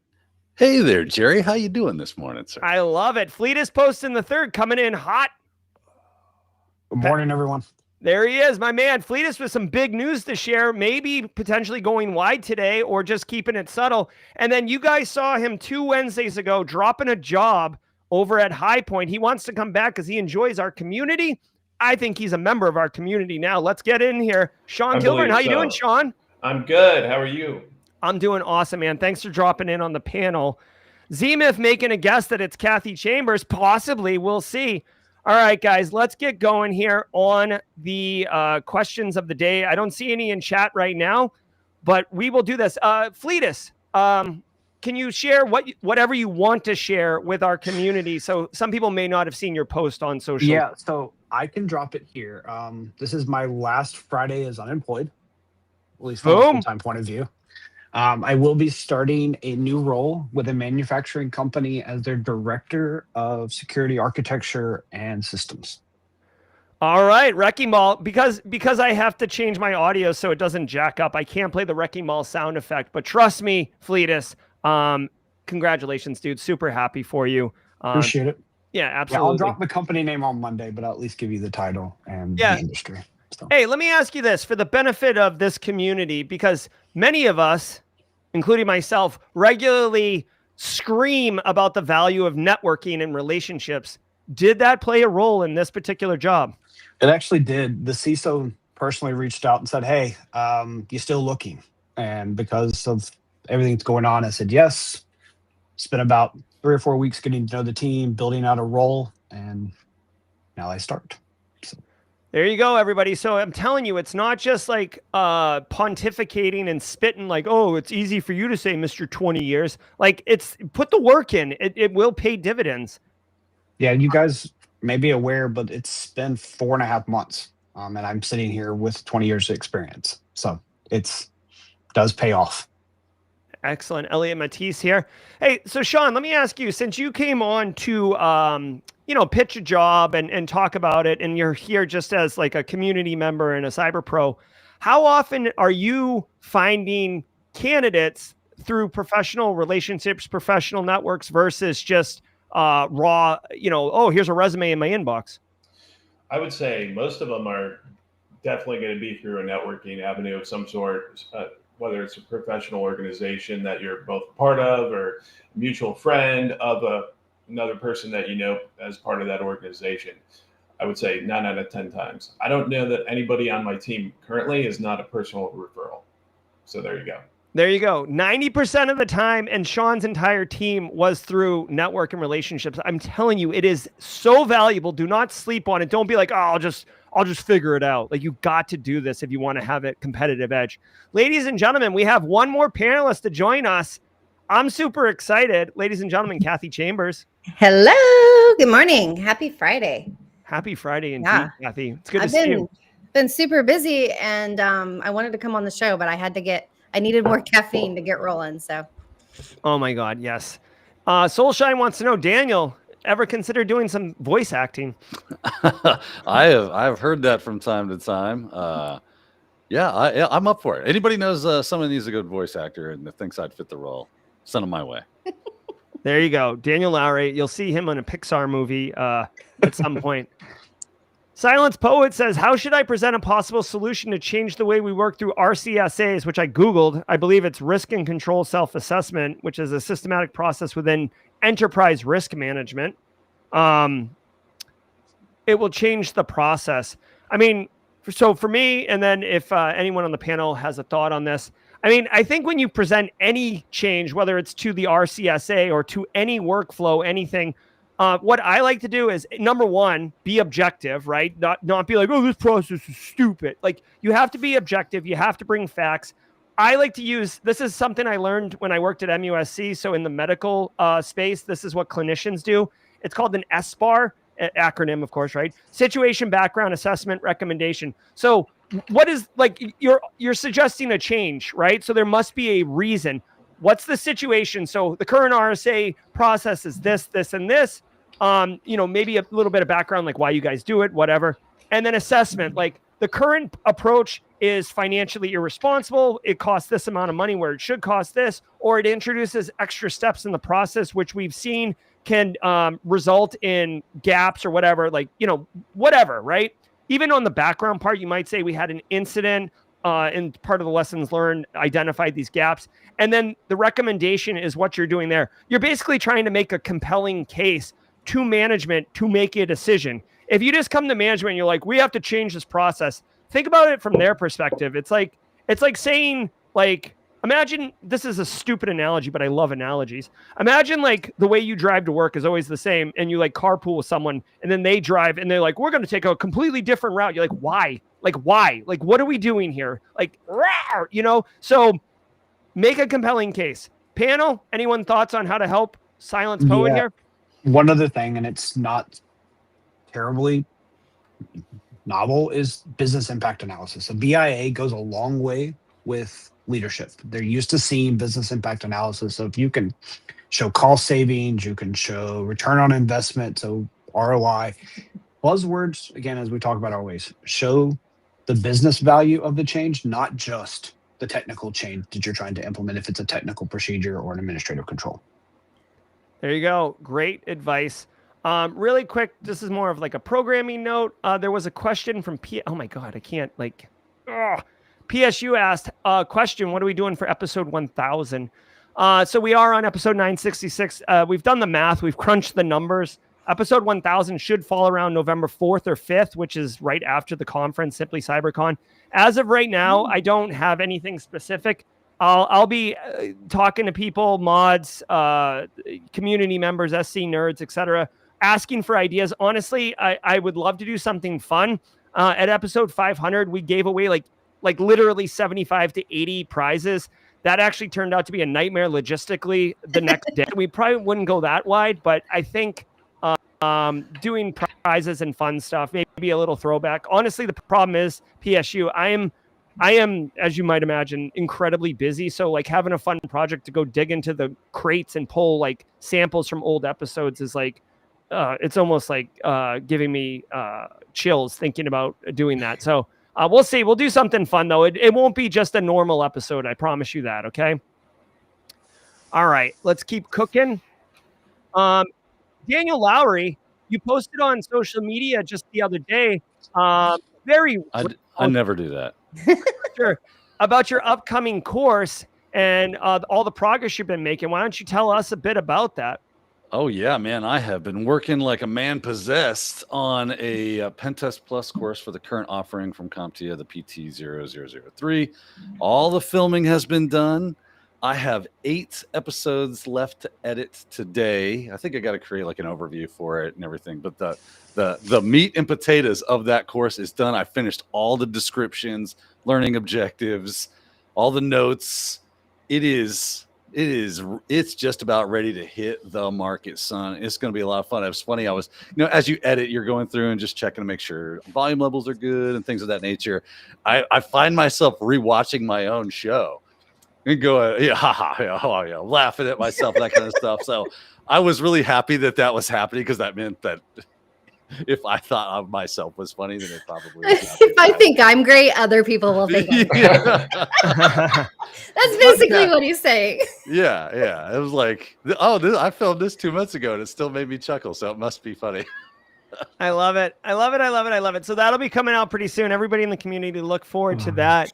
So Josh has a question, Sean, to put you on the spot. You help a lot of different businesses and organizations solve problems at High Point. Shadow IT is a thing. By the way, I've heard the term called unmanaged infrastructure. If you're looking for a more accessible term, because shadow IT is like a colloquial thing that we know internally. But if you say shadow IT to like the CFO, they may not understand what that means. So unmanaged infrastructure is a great way to communicate that. Sean, what are we doing about shadow IT, dude? Okay, so recently the big push has been on shadow AI usage. So I'm going to talk more about that today. But one of the things we do is we come in and we have a partner who has a secure AI solution. And what we like to do there is bring that in and do a POC, or what they call POV now, proof of value. Let that tool run in the environment. And after about 30 days or so, once it's baked in, it literally tells them everything that's going on in their environment, whether it's private AI usage, public, and large language model usage, whatever it is. It spells it out for them. And I would say 9 out of 10 times they find that very valuable because it's literally showing them all the data in a nice dashboard view. So you can show a CISO, and a CISO can look at that and go, okay, we're obviously not doing anything. We need a plan. And then we can help them talk through that plan as far as how to do that, right? So AI governance, boards internally, if they don't have that, we can work through and kind of help them along the way with that too. There you go. Perfect. I agree 100%. That is definitely getting visibility is kind of step one, right? Yeah. And then kind of putting guardrails around. Yeah, of course, we want to enable people to use this technology, right? And people are going to do it anyway. So I always say, let's make it easiest to do the right thing. And people generally will follow suit. Yeah, I will. I agree with that. I do find for anyone in chat who hasn't really worked in big corporate environments, most people just want to do the right thing. Most people just want to do their job and go home, right? No one, like Right. very rare is like the, like I'm doing these things, right? In fact, I've seen Mimikatz detonate in an environment before and we call the user right away and they're like, oh, I'm taking like a class at night and I was playing with it. And I'm like, okay, like, so it's not malicious, right? So Ronell Wood, Kathy, I want your thoughts on this one. Career-based question. Okay. He landed a tier 1 SOC analyst role. By the way, Ronell, congratulations. Wrecking ball sound effect, if you will. Thank you. Definitely well-deserved guy. It's 6-month contract to hire. So you're in, this is kind of like a paid internship, right? And I'm not downplaying it, but this is kind of like what you should be thinking about. Kathy, how can he maximize this opportunity to be brought on at full time at the end of the contract? Yeah, I think doubling down, right? Like you're gonna work hard, and it's gonna be I would say it's probably gonna be a brutal 6 months, right? It's gonna take the first several weeks just to learn the role. Like even if you know what you're doing coming into the role, every company does things differently. So don't beat yourself up about that. It's probably going to take a few weeks for you to feel comfortable and get kind of rolling. And then after that, just do the best you can. And then also after you know what you're doing, you're settled, let them know that you're interested in staying on. Like let them know that that's what you want to do, because a lot of people love to be contractors. I'm one of those people, right? I love to be contracted. Come in, do the job well, and then move on to the next thing. So let them know that that's not you. That way you would love to stay on even after the fact. So I'm excited for you, man. Congratulations. I am pumped for you too. Yeah. This is great. Fleet, what do you say? I want to go around the horn a little bit on this one. This is so valuable. Yeah, so similar to Kathy, just make yourself known. Like ask questions, stand up, offer suggestions. But again, like Kathy said, spend a little bit of time actually reading and learning. So when you read and learn, you can also say, hey, I thought about this. Have you thought about that? Would you consider this? It's not always saying we need to change, but just get a different perspective on their playbooks, their run books, their tooling. Because as an infrastructure person and engineer, everyone uses the SOAR different, the SIM different, the EDR different. Like it may be the same product, but it is not used the same. So you coming in with a fresh perspective and then doubling down and saying, hey, I like this, but I think we could do this. What's your thoughts? Or even come in better, say, I've tried this and I think it will work better. And here's some results, etc. Sean, what do you think? Yeah, so first off, congratulations, Renell. That's awesome. As a hiring manager right now, role that I discussed here about 2 weeks ago, we're also looking at the opportunity to do contract to hire. And one of the things that we look for is this person going to be a good fit for the team long term? Because I'm not going to bring somebody on that I only want there for 6 months. Let's be honest. Hiring is kind of a process and it takes a lot of time. So as a hiring manager, I would say kind of ingrain yourself into that team and the culture of that team if you can. And as everybody else said, learn as much as you can, provide as much value. Don't be afraid to speak up and say, hey, here's my thoughts and opinion, obviously respectfully. But I think that's really a great way for you to test out a company and to make sure it's the right fit for you as well. I mean, you got to look at it that way. You're obviously qualified. You also have to make the decision. It's kind of like dating, right? You got to make sure both sides are kind of on the same page. Yep.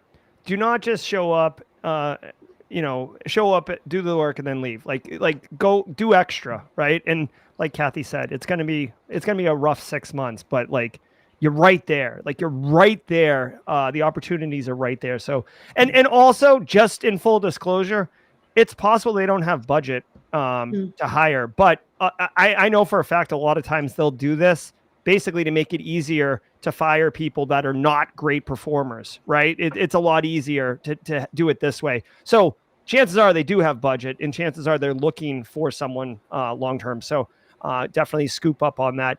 Daniel Lowry, Alice Grimm says, how are you bringing fun into the cyberspace? How do you balance work and fun? Now, I know you are quite a fun dude. You might even be a mushroom. I've heard you're a fun guy. Oh, tell us what's up there, Daniel. You see the pain right here in the set. Yeah. That was it is dad joke of the week. It is. And you nailed it perfectly. Well done, sir. The fun. So to me, I think, I just like to have fun. Like you said, I'm just the kind of person that's always like trying to have a laugh, trying to make people laugh, trying to make myself laugh. So I'm just that kind of person. I'm always that way. You can ask Kathy. She used to spend hours with me all the time. And we had pretty good chuckles. We had a pretty good time. And that's kind of what you have to do. When you're at work, it can be really easy to get heads down, work coming down on top of you. And you're just like, I got to get this done. I got to, blah. You have to take some breaks. You have to have some conversation with people. I mean, I feel like that was one of the things that work from home took from us. So there's pros and cons to everything. I always like to think of stuff as like, well, working from home isn't all sunshine and rainbows. There are downsides to it as well. And one of them was that you kind of miss that camaraderie with the people in the office. So that was one of the ways that we used to do it. Now that I am work from home, you got to find out ways to do that. That's why I started things like a live stream and started doing Cybercast IRL. It was like, I want to bring the fun back. I want to have good times. And I start thinking about, well, what can I do that's fun? And I just go back to being a kid. That's all I do. I go back and I'm like, what would be fun is I want to get some people that would let's play CTF freeze tag or something where I'm going to work through the first part of the CTF. And when I get to a certain spot, tag, you're it. And you've got to work to get to the next part and just, figure out fun things to do like that. It gives you a little something to do that gets your mind off of the everyday grind and makes things more fun. After dark, like with Kathy, we did, who wants to be a cyber pro, where it was like, who wants to be a millionaire? And we just asked silly questions, and each one of the answers had crazy out of this world responses that would never be the right answer, but were funny, I didn't win any money. That. Yeah, you didn't win any money, but you did get to be a cyber pro, I do believe. Perfect. Kathy, let's go around the horn. This is a great question. Yeah, so I'm pretty sure Alice may have asked this based on my post yesterday, which got a lot of interaction. So thank you all for reading that. But basically, my post was about when Daniel started Cybercast IRL, and he was thinking ideas about the format. He asked me, when is the last time you had fun? And I could not answer, which is really awful to say. Like, I could not answer. like I've had fun with my family, obviously, but like at work or with work or anything related to work, I couldn't answer that. And so I was like, I'm done being that way. Like, it's like, I want to be serious. I want to work hard. I want to do awesome things, but I also want to have fun every once in a while. So how I'm going to do that is just things like this, right? Like just joining the community, diving in. I always network, but it's usually on a very serious level. So, hey, let's not talk about work. Let's just go have a cup of coffee and have a conversation. And let's challenge each other and see if we can not mention cyber. It's just this one conversation. So yeah, just community. I'm going back to the community. Let's hang out. Let's have fun. Let's meet at Simply CyberCon. Let's meet at Deadwood. Like, let's have a good time. So that's my goal. Sean, new to the panel. Let's hear it, buddy. What are you doing to bring fun into the space? Okay, I'm going to start with my very best dad joke. Okay, So, yes. what is the difference between a bad joke and a dad joke? Anybody know? The difference between a bad joke and a dad joke? I don't know. Yeah, bad jokes aren't funny. So there we go. Anyway, a good one. I punish them with dad jokes all day and into submission until they just say, okay, enough. I'll go back to work. I'm joking. We like to get together as a team any chance we get. We're all remote, scattered all over the place. And we keep it pretty light and joke around, in our internal meetings and such. But we like to do team building activities, whether it's, go out and grab a coffee, grab a beer after the workday while we're all at this corporate quarterly meeting, or do a fun team building activity. We did this one in Charlotte not too long ago called Beat the Bomb. And you get together in teams and you have to go through these different exercises. And at the end, you get a paint bomb splattered all over you if you lose. So we do fun stuff like that. Oh my God. High stakes. High stakes. Yeah. Fleetus, what do you do? So I'm the corny person in the room. I like to interact with the next generation because they keep me younger. So I posted yesterday, I asked a guest lecture for another college here in the Carolinas. So I was at Catawba College, and I was able to mix in cybersecurity and personal finance. I had so much fun giving this hour-long talk because I was able to talk about things that we just don't talk about. Like, we don't put how security applies to other labs, how personal finances is important for a college student. So, and then I've been running a lot of stuff with App State. So just being able to sit on and let students ask the dumb question or the serious question or the funny question, and then just be able to banter with them. Because to Kathy's point, sometimes people just don't feel comfortable saying, I don't know. So giving avenues for people to say, I don't know, and it's okay. And we banter about it, we discuss it, we have fun with it, and then we just move on. Because at the end of the day, I'm here, as I've shared many times, just to pass the torch. I don't want to hold on to the torch. And I love to meet with people in person. I like team building activities. I like disc golf. I'm loving the ideas of being able to mix personal topics with cyber topics. That's why I like the Pancake Con, if you've ever attended it, because they mix in non-serious topics with cybersecurity focus. So half the talk is personal, half the talk is cyber. I love it. And if you don't know about Pancakes Con, Lindsay Carhart does that. She started it like right after COVID as a fun thing, but it is a really cool conference format. Every presenter gets like a 20-minute slot, and they do 10 minutes of lecture on a cyber topic and then 10 minutes on teaching you a hobby that they have, including like pickling or crochet or scrapbooking. I went to the first one. It was pretty awesome. All right, let's get into some more technical questions, right?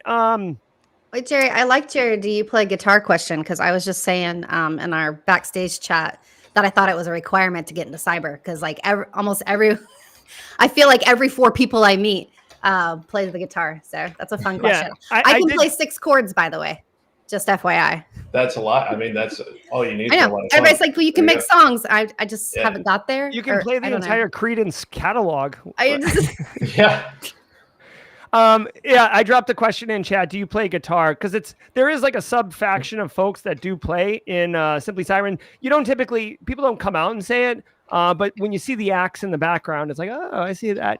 And right now, we had Joe Marshall on last night. Doesn't play guitar, but is a strong banjo player. And he was getting into that pretty heavily last night. So Sean, you had mentioned doing like kind of a shadow IT and finding shadow AI. Ross wants to know, how would you suggest pitching AI controls at an org that's going all in on AI? So he wants, help him out here. Yeah, so it's one of those things where the senior leadership is really bent on, hey, we're going to do this regardless. I think it's really okay. Let's look at if you can articulate the facts of what could go wrong in the business perspective and assign cost to that and quantify it. They start listening really quickly. And this is coming from someone who's a deputy CISO. Whenever somebody starts telling me you're going to lose money, I'm like, whoa, yeah, we can have that happen. But it's really looking at, start off with the basics and just kind of show, here's all of the basic threats you can have.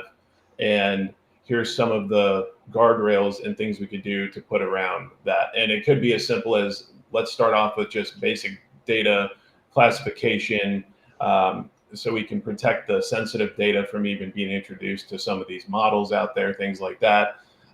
It could be, let's evaluate some different solutions that are out there that can automatically put guardrails around us, whether it's at the network level or browser extension, agent running on a machine, things like that. There's lots of options out there right now. I mean, there's probably 20 that I've evaluated myself. And it's really, I understand the pain there, trying to get senior leadership to listen when there's a bright, shiny new toy that they want to play with. It's really getting into their head and thinking how they think and what's important to them so that they don't lose sight of that while they're playing with the new toy. So get in there, talk to them about, here's all the bad things that could go wrong. Our intellectual property could be released and introduced into a model. Now other people have access to it. Do you know what that means? If you're Coca-Cola and your trade secret just got put in ChatGPT and now Pepsi can grab it, that's not good, right? So that's my suggestion. Make it about money. Make it about things that the business cares about. Fleetus Joy Chopta has a question here. Wants to know, how can I learn about enterprise structures, client personas, buyers, users, their pain points, right? This is a loaded question in way too many different ways. So if I'm going to take it from the supply chain point of view, because I think that's just the best thing, always understand who's in your network, who has access to your network. Is it a one-way, two-way? Do you have a B2B, a B2C, so business to business or business to client connection? Do they have rights? Like, do they have a way to tunnel in? Hopefully it's through a secure channel, not just a way to connect in, and you monitor their connections. And do you know how to offboard them? I think the offboarding is the biggest thing here, is understanding identity lifecycle management. And it's not always just humans. How do you disconnect the appliance? How do you disconnect the router, the switch, the hub? The B2B connection when the contract is up is more important than actually understanding all of the structures, because you're actually modeling your threat model based on how they connect to you, what they can read, what they have access to. Is it unferreted? Is it monitored? This is a very long-winded question. So hopefully that covers some of that, but that's where I would go, is just understand, what is your end number? Is it 50? Always look at 51. So even though you monitor the first 50, periodically look at 51 and 52. Yeah, and I feel like you can make a video about this one, Fleetus. Yeah, probably, easily. So Daniel Lowry, Spandex Thunderstorm. I do love the names that we get in chat. Wants to know, mean? Can a beginner? I don't know, but I love it. Yeah. Talk about a name for an album. No, I was gonna say this is like the band name. Like the band name is Spandex Thunderstorm. The album is Super Intelligence. Like this was Anthrax's original band name, and then the A&R people were like, we really got to do something about this. Can a beginner transitioning into pen testing, do they have to learn red teaming and train for it? Or is it pivotal to scale up from IT support, network admin, et cetera?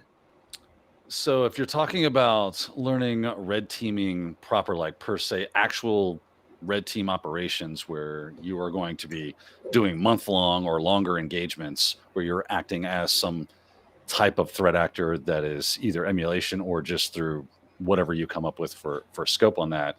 No, you do not have to do that. That's kind of like a different thing than pen testing. If you're just meaning that you've heard people say that, red team is the offensive side of security, and you're getting a little confused because obviously, like you say, you're a bit of a beginner, you're transitioning into pen testing. That's just an unfortunate side effect of how we talk about these things in our space, where we go, oh yeah, it's the red side of thing, blue is the defenders, red is the attackers, and we all kind of work together to bring more security around our infrastructure. Okay, cool, but you don't have to learn red team operations per se. Pen testing typically is, you do a lot of assume breach, where they drop a device into their network and you act as if, okay, they clicked the fish, they did whatever, and now somebody's got insider access to our systems. You might do some black box testing as well. You can do web app testing. Pen testing is more like, let's take a week, maybe two. Let's find as many vulnerabilities as we can. Let's take a lot of screenshots and let's get some great remediation steps for our clients and give that to them. They're probably doing that as part of a compliance or a regulation thing, or something that they have policy for. So yeah, you don't have to go into, hey, let's learn Cobalt Strike and get super handy with that kind of stuff, or we're gonna evil jinx the mess out of our clients so that we can bypass 2FA and send them crazy phishing links and things of that nature. So they are two separate things. You don't necessarily have to learn one to do the other. They have their own kind of niche, but there's a bit of cross-pollination between the two. So you will find that transitioning from pen testing into red teaming will be a whole lot easier than if you just decided, I'm going to go be a red teamer today, because you're going to find yourself in deep waters that you go, I don't understand this at all. Yeah. Jerry, can we take a moment just to pause and kind of talk about the different teams? I'm one of those people, when I entered cyber, I immediately thought pen testing was part of the red team. And Daniel's the one that was like, no, actually, that's not how that works. That is, I wouldn't say our fault collectively, right? We're like offense, defense, and we don't really talk about how those roles play into red team, blue team, purple team. So I think it would be nice if we just kind of talked about the different teams. Yeah. I mean, I can give everybody the like a short brief, like what the nickel tour. Okay. Yeah. So in information security, if you think about like delivering on a program, there's protections, things before bad happens, and then there's after bad happens, right? So GRC people, they kind of do the things beforehand, and they have the big vision, and they decide where to spend money and what controls we're going to get, because they have the ideas of where the most value, the most risk reduction you're going to get. Like, cool new tool, bro, but if it doesn't really address like your major risks, then put it to the side. Blue teamers, they're on the right. They're the ones watching the wire. They're the guards, the gates, the blue teamers, the SOC analysts, the incident responders. They're waiting for bad to happen, and then they see it and they take action to get back to a known good state. So that's the defensive side of the house. If you flip the curtain, the offensive side of the house, the pen testers, the offensive security people, physical security, red teamers, they're the ones who are ethically trying to help the blue teamers figure out where their gaps are in the wall, right? Think of like a wall that's got some cracks in it, or doors that are unlocked or whatever. Red teamers, pen testers find that. Now, the specific breakout or striation of offensive security is like pen tester, where you're just like poking and prodding and using your skills to see if you can find vulnerabilities, misconfigurations, etc. When you go red teamer, red teaming is specifically actually behaving like a specific threat actor in order to emulate that. The difference is a pen tester is going to try whatever they want to figure out how to get in, kind of like solving a CTF, like you're trying to do it. However, a red teamer is a more nuanced skill set, because you're saying, I want you to pretend to be Lazarus group and try to steal our cryptocurrency, like do that. And because of MITRE ATT&CK framework, we're able to see the TTPs and behaviors of certain threat actors.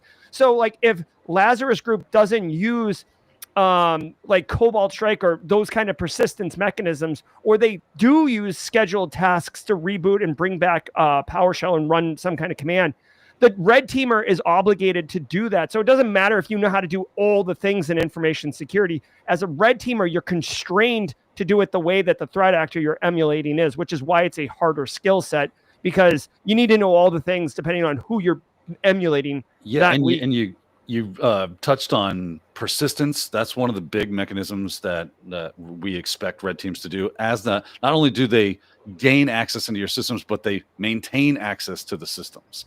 They are to act as APT. They need to be able to stick around and fly under the radar of the defenses. And that way they can say, okay, during this red team operation, we were able to circumvent any alerting because we did X, Y, and Z. And now we need to build better fences so that we can detect that.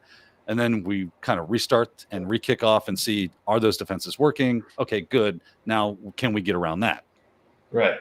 I'm going to add a few things here. So I started my career journey on the Navy red team. Actually, I started it on the blue team first, and then it was the red team.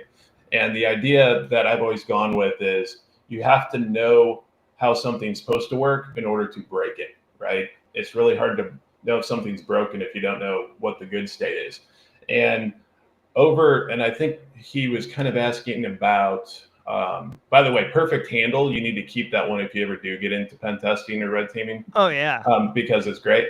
But I think the idea is, okay, I'll tell you this. We've hired a lot of pen testers, and the ones that come in that just have OSCP, not really any IT experience in general, and they've passed the test and they're really smart, are usually the ones that have a harder time. I will say, in my experience, going through the motions of, help desk support, learning client server infrastructure, all those things, they just help build up your pool of knowledge to the point where you understand when you go to hack into a system. Oh, I know how this works already because I've touched it a million times on the other side of the fence. So for me, that's kind of one of the things. Another one, going back to red team versus pen testing in the consulting sector, what we see, I would say 99.99% is they're hiring us to do pen testing. And the reason for that is red team engagements are usually very long. I've been on one that was 9 months long before. And so, that was in the government sector. They have a pretty big pocketbook. That's the other factor, money. So if they're going to hire us to do a red team, it's going to cost a lot of money. So usually those are large organizations that understand, the risk that they're probably being attacked by nation state actors and things like that, where they're going to develop their own custom malware on the fly, things like that are really not so much as seen during a pen test. Usually if you go into this field in the consulting sector, you're going to be doing pen tests, which are shorter term engagements. And you kind of see a lot of the same things, but red teaming is kind of taking it to that next level and very, very cool stuff. I love it. Thank you. Thank you, Sean and Kathy. Thanks for suggesting that we share that with everyone.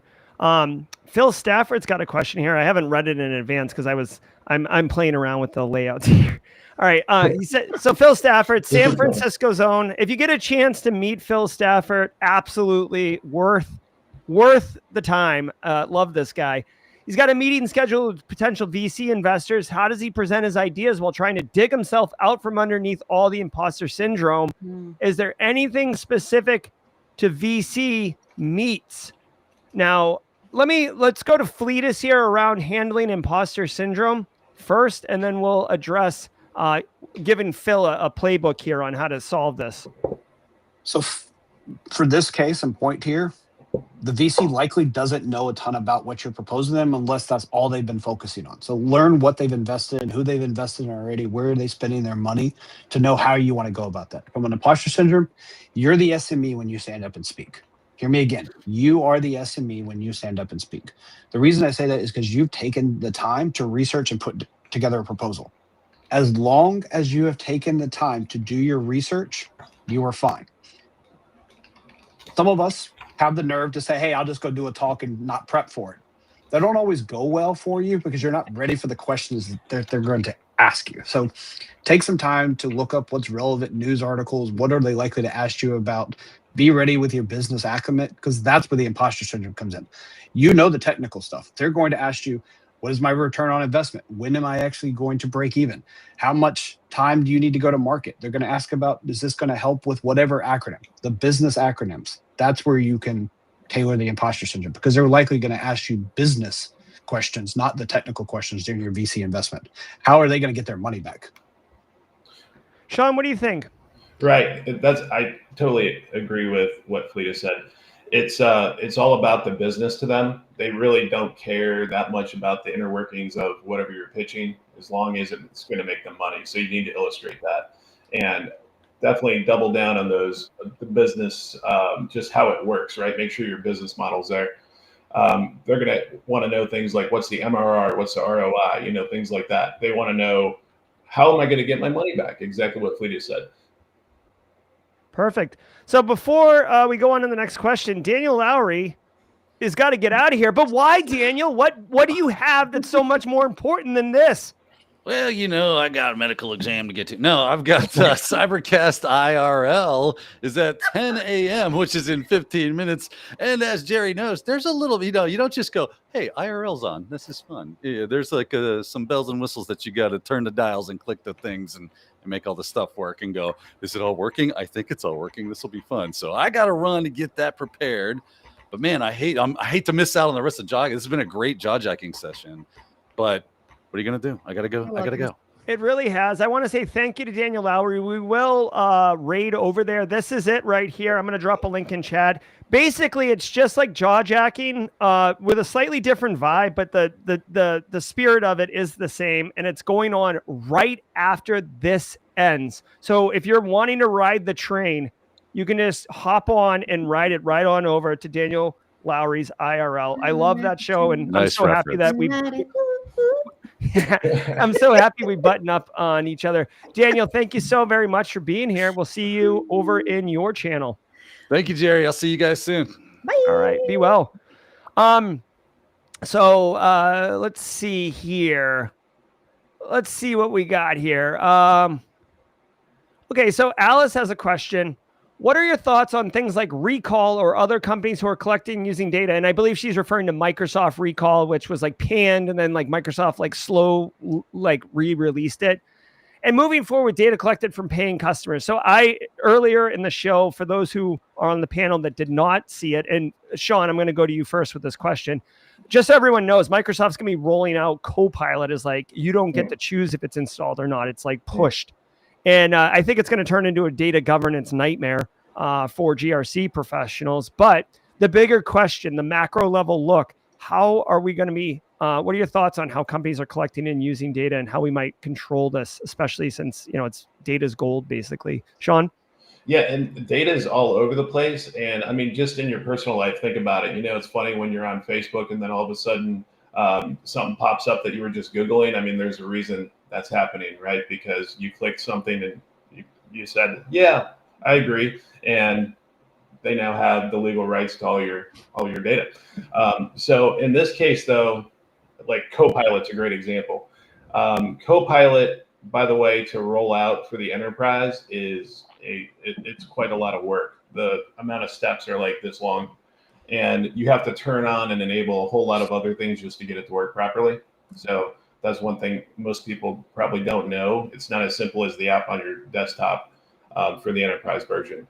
And you have to be very careful about knowing where the data is going to reside. So if you have any type of like AI system, you're probably going to want to adopt a private model of that, just so that you know that your data is still kept residing in a container that you own. And it's also important for any type of AI tool sets that you might be using, because you want to make sure you're reading those EULAs and contractual statements very carefully, because you never know where exactly your data is going to end up. And you might not even think about it. And then, 5 years down the road, one of these providers gets breached and now they still have retention of your data. So very important to make sure you know exactly where your data is going. I love it. Really quick, I'm just a big fan of this. Phil Stafford, his wife just walked in the room. She's like, oh, like Phil Stafford's a celebrity right now, just getting all sorts of shout outs and call outs. And his wife's like, oh my God, Phil, like falls in love with you all over again. I love it. All right. Hey, Kathy, we got a question here around career. Ace of Swords says, in my new role, I mainly handle security exceptions. What resources do you recommend to prepare themselves for any recommendations for their role overall? So it could be specific about that, or tips and tricks for being better at kicking butt at work. Yeah. I'm sorry. I don't know what security exceptions are. Like what is that? Like GRC? Yeah, it probably is GRC. Like there's a problem here and we're not going to fix it. We're going to accept it. So do we need compensating controls? Oh. Yeah, stuff like that. Yeah, I think, and this is for any role really. I think that, and we've talked about it here before, continuous learning, being a lifelong learner. I'm a big believer on you can never know too much. Nobody has ever read something and then been like, oh, I wish I wouldn't have read that. I wish I wouldn't have learned that. Like, that's so silly. So anything, I would do some research on what your role entails for your next step. and start studying that now. Yeah. Don't wait until the next step and then start studying. Does that make sense? You want to make sure that you prepare for what's next. And I know it's hard. I struggle with this because of time, right? There are so many hours in the day. I recommend that you set aside, even if it's just 30 minutes. 30 minutes in the morning before I watch Jerry, I'm going to learn this. And then I'm going to come on the show and I'm going to ask about this. And that just kind of get in a habit of doing that and prepare for what's next for you and what you want to do and what you want to learn. That's mine. Awesome. Fleetus, Fred on from Ghana has a question. I always say Fred on from Ghana because when I was sick, he gave me like a Ghana a spicy soup recipe that I made immediately. It was good. Congratulations, Fleetus. Fred on's loving it. He wants to know a little bit about your experience in that 4-month period. Can you address these? Question. Sure. So that 4 months was a lot of me doing, as I shared early on, a lot of reflection. So I didn't immediately apply for a lot of roles. That first month or so was just networking. It was just taking calls from my network, fellow CISOs, CIOs, CTOs, just folks who knew me. Hey, I'm here. Let me know what you're looking for if you want to jump on. So I hopped on a lot of calls just to decompress, talk about things. And then when I did start applying, my applications generally were after that networking call because I knew I'm not going to get through the ATS system. I'm just not going to get through. Even with my years of experience, my resume is going to get kicked out. I made it to the final round 5 times. And when I say 5 times, that's just hard to believe. One of those was 8 interviews. I do not recommend companies to do 8 interviews. Wow. On the 8th interview, it's not that they didn't hire me. They decided to change the role. And then I was no longer the right fit for the role. The last, I got beat out by an internal candidate on one. I got stuck with like, hey, you're number 2. You just don't know the product, which is fine. I can learn a product. To Kathy's point, give me some time. I can learn a product. And then I kind of just stopped. I went back to just let me consult. Let me just give back to the community, as you guys saw in my post. And then I get a knock virtually from a CISO that I had been in a local group here in Charlotte with. He's like, are you still looking? I need someone to come in and help me revive my security architecture side. So he was just going to make me like an architect. And then after interviewing with him, he's like, I think I want you to lead the architecture team. I'm going to give you a team. I was like, okay, let's do that. And so I start that on Monday morning, and I will be doing what you just asked in the previous question. We're going to have to do assessments. We're going to have to put in risk controls and do exceptions and track them and have an advisory board. And you can call it a guild or you can call it whatever you want to call it, and just start meeting and detecting them. So I'm happy to share. This is my journey. Everyone has their own journey. You can find a job in 1 week. You can find a job in 2 years. It's just whatever you're willing to put into it. And again, I'm thankful for this community and the other communities that are around me who pretty much just checked in on me. Some of you guys who know me more personally, I've shared some personal things that happened over the summer with me. It has not been all joys and rainbows and sunshines personally. I've had a lot of aging parents issues. On both my mother-in-law and my father have had medical concerns over the summer. So I've been lucky enough to be around and to be a son, a father, a husband, a son-in-law, a brother. That's been the most important thing about this 4-month journey is I've been able to do those roles versus just being a hiring manager and a security practitioner. Yeah, I commend you for taking the time to reflect and think about it. I think a lot of us, and I'm one of these people that are guilty of it, right? Like you move on from you move on from a job or you get let go or whatever, and then you just take the next thing, right? And like you didn't even think about, am I going to be happy or am I taking this because the opportunity's there? And I don't blame anybody for doing that, right? You get a little nervous, especially when you have a family and you're like, I just need to take the next thing. And then you're in there and you're like, this is not what I thought it would be. And this is not what I wanted. So awesome job, like holding out and waiting. I know a lot of people can't afford to do that, but I'm glad you were able to do that, Fleetus. Yeah, I had a situation. It was during the COVID pandemic. It was like, I think September 2020. Due to a merger acquisition, my whole team was eliminated.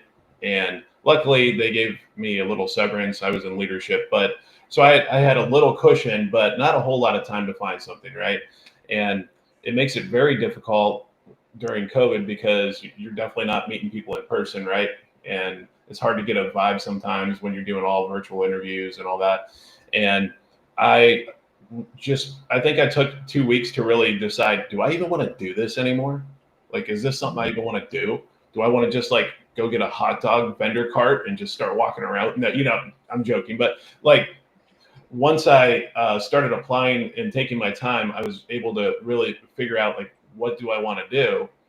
And I got a call out of the blue, and it was one of my old bosses from way back. And he's like, hey, I'm hiring a deputy CISO, and I'm about to retire in about 2 years, and I'd like you to look at it. And I was like, whoa, that's something way out of, I was a pen tester at the time, like a lead of the pen test team actually. And it was like, what, okay. And ended up taking that. And it was just completely out of the blue. It was kind of like what Fleeta said, just you get a knock at the door. I wasn't even looking in that direction. And then all of a sudden I'm like, okay, we can make this work. So yeah. So add one more thing before we move on to Kathy's point and to Sean's. Sometimes you have to reflect. I've talked in some of my other talks. We talk about getting people in. Sometimes we have to talk about getting people out. It is okay to exit this field. I want you to know it is okay to leave cybersecurity. I've had mentees and mentors who've done it for a few years and it's just not their thing. And being laid off, being let go, having their role eliminated is a godsend to them because it allows them to go back and find the passion that they really enjoy and get back into where they want. You guys know I love this, so I wasn't going anywhere. But at the same time, I could have. And I had family members ask, are you going to do something different now? Do you want to do something different? Because the market, as I saw in the chat, and we all know, is terrible right now. Terrible. We're about 3 minutes till Daniel Lowry cracks Monster Energy and pours it like a boss. Before we go, though, I do always enjoy thanking the panel. And then, one way I can help thank them is to give them an opportunity to share kind of stuff they're doing or what they're working on, things they'd like to share with everybody, because we are all doing lots and lots of things. Kathy, why don't you start us off? What's cracking? What, you got something coming up you want people to know, or what's going on? Yeah, I just want to tell everybody that I'll be in Deadwood at Wild West Hacking Fest, so I hope I see you there. If I don't see you there, I hope to see you at Simply CyberCon. So those are two big things for me. And then personally, some big stuff happening before the end of the year, so stay tuned for that. Awesome, Kathy. So, and if you're not familiar, Deadwood, Wild West Hacking Fest, I will be there. Kathy will be there. It's an amazing conference. If you're there, we will definitely run into each other because it's impossible not to. And then Simply CyberCon, that's our conference. Go to simplycybercon.org for more information. It's not that far a drive from Charlotte. Just saying to my two colleagues over here that they can make it. So I'm driving. I'm 5 hours away, and I'm driving up. So. Yeah. Sean, tell us. Hit us one time. What you got? So I've been in my role now for about about 16 months. And I'm finally ready to get back out there and start doing stuff. When you're in a new role, it's kind of like heads down, focus on this. And I'm finally able to kind of take a breath. So I'm actually willing to start getting out there and doing some of the stuff with you guys, because I think you guys are awesome. Oh, yeah. And, so we should do that. But you can find me on LinkedIn, Sean Kilborn. If you search for me, I should pop up and look similar. So, if it's a picture of like, you're not catfishing anyone. Yeah, not catfishing. So I love it. Well, that's awesome. If you guys enjoyed Sean, who's here doing the panel for the first time. Well, I mean, he did it a little bit the other day, but full on Friday panels. If you like yourself some Sean, let us hear it in chat. He's interested in becoming a full-time member. I'm interested in it too, Sean. I think you're fantastic. Fleetus, what you got cracking? So I've alluded to some of it. I'm still guest lecturing, still teaching with app. I just dropped that article that you shared, so thank you for sharing that, around how your IT experience help you be a better cybersecurity. You'll also continue to see some of my AI stuff. I'm continuing to put more content out there. I'm dropping stuff around that as well. I've got some other articles that are likely will be published here in the next little bit. So I'm looking forward to that. And then, as we've talked about on this cast, I start my new leadership role on Monday. So I'm excited to jump into that, lead that organization, and help them grow and develop, and then see what I can learn from them as much as they can learn from me. I love it. All right, community. We are moments away from Daniel Lowry's IRL. You guys, I spam all over social media all the time what I'm doing and what I'm up to, so I don't need to bother you with that. I'm going to drop a link here in chat. Go to simplycybercon.org if you want to check out the conference. I'm really, really hoping people do. On behalf of the entire panel and on behalf of the entire community, thank you, community, for being here today. Panel, thank you for taking time and sharing your guidance and your expertise. A lot of value being delved out. We'll see you all at Daniel Lowry's IRL. We're going to rate it, so hop on over there. Until next time, y'all, stay secure. Bye, y'all.